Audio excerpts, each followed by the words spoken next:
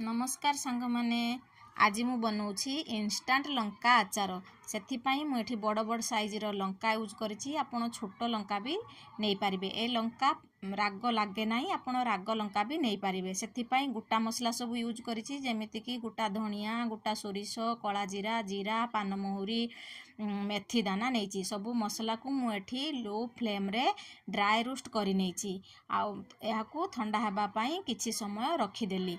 तापरे लंका को भल भाव धोई छोट छोट पीस करनेली। गोटे बाउल रे अल्प गोटा मसला नहीं तापरे काटी रखि लंका को एठी नहीं भल भाव मिक्स करदेली। आउ एथिरे टेस्ट अकॉर्डिंग लुण दे मध्य मिक्स करनेली। तापरे एही गोटा मसला जो भाजी रखी ताहाकू भल भाव पाउडर करनेली। एही पाउडर को लंका रे देई भल भाव मिक्स करनेली।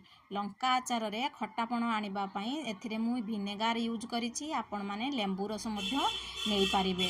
आपणकर टेस्ट अकॉर्डिंग आपण विनेगार और लेंबू रस दे पारिबे। तापरे एथिरे लाल लंका पाउडर गोटा रसुण आउ गरम करी सोरिष तेल नहीं एथिरे देई भल भाव मिक्स करनेली।